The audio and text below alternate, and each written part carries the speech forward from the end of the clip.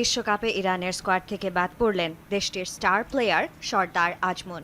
Coach আমির ঘালেনোয়ের ৩০ সদস্যের দলেও জায়গা হলো না ইরানের জাতীয় দলের ইতিহাসে তৃতীয় সর্বোচ্চ এই গোলদাতার। তাহলে কি দুবাইয়ের শাসক মোহাম্মদ বিন রশিদ আল মাকতুমের সঙ্গে তোলা ছবি পোস্ট করাটাই কাল হলো আজমুনের? ঘটনার সূত্রপাত গত মার্চে সংযুক্ত আরব আমিরাতের ক্লাব শাবাব আল আহলিতে খেলা ৩১ বছর বয়সী এই স্ট্রাইকার নিজের ইনস্টাগ্রামে একটি ছবি পোস্ট করেছিলেন, যেখানে তাকে দেখা যায় দুবাইয়ের শাসক ও আরব আমিরাতের প্রধানমন্ত্রী শেখ মোহাম্মদ বিন রশিদ আল মাকতুমের সঙ্গে।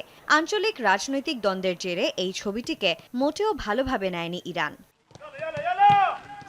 সংবাদ সংস্থা ফার্স্ট নিউজ সহ ইরানের রাষ্ট্রীয় গণমাধ্যমগুলোতে আজমুনের এই আচরণকে জাতীয় মূল্যবোধের অবমাননা এবং সরকারের প্রতি বিশ্বাসঘাতকতা হিসেবে আখ্যা দেয়া হয়। তীব্র সমালোচনার মুখে পড়ে দ্রুতই সেই পোস্ট মুছে ফেলেন আজমুন, কিন্তু ততক্ষণে রাষ্ট্রীয় টেলিভিশনে তাকে জাতীয় দলের জার্সি পরার অযোগ্য ঘোষণা করার দাবিও ওঠে।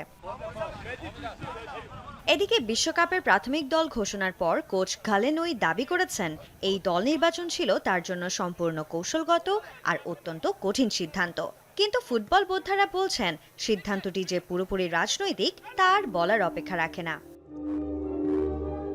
ইরানের হয়ে ৯১ ম্যাচে ৫৭টি গোল করা আজমুনের অনুপস্থিতিতে এখন দলের মূল ভরসা অলিম্পিয়াকোসের তারকা মেহেদী তারেমি।